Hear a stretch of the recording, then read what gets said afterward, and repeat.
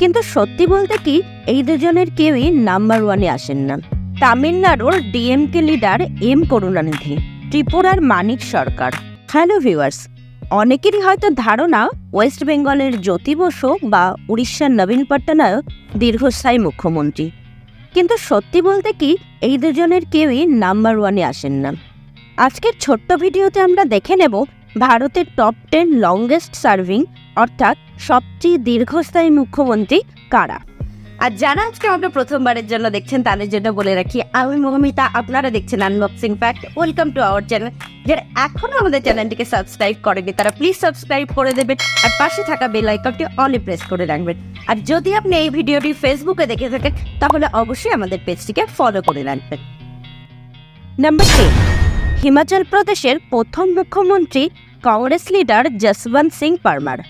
দুটো টার্ম মিলে তিনি 18 বছর হিমাচল প্রদেশের মুখ্যমন্ত্রী ছিলেন।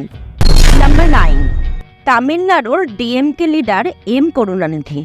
4টে টার্ম মিলে তিনি 18 বছর 293 দিন মুখ্যমন্ত্রীর গদিতে ছিলেন। নাম্বার 8, পাঞ্জাবের প্রকাশ সিং বাদল। 4টে টার্ম মিলে তিনি 18 বছর 350 দিন পাঞ্জাবের মুখ্যমন্ত্রী ছিলেন। নাম্বার 7, ত্রিপুরার মানিক সরকার।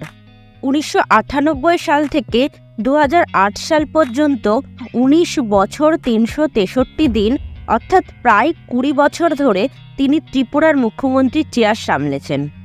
নাম্বার 6, হিমাচল প্রদেশের বীরভদ্র সিং। 4টে টার্ম মিলে তিনি 21 বছর হিমাচল প্রদেশের মুখ্যমন্ত্রী ছিলেন।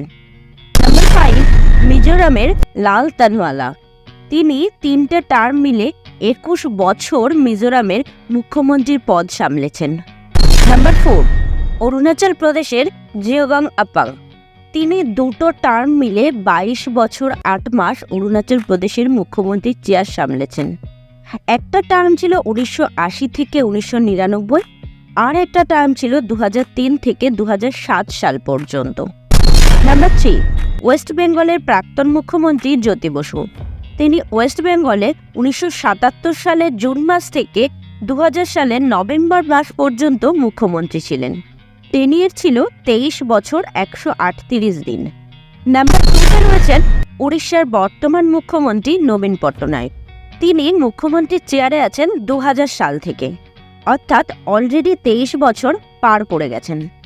নাম্বার 1, সিকিমের পাওয়ান কুমার চামলিং। তিনি গদিতে ছিলেন 24 বছর 165 দিন, 1994 সালের ডিসেম্বর থেকে 2019-এর মে মাস পর্যন্ত। এই সিকিমের কাহিনীও খুবই ইন্টারেস্টিং।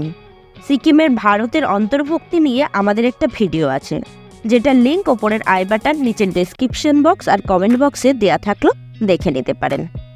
আজকের ভিডিও তাহলে এখানেই শেষ করছে।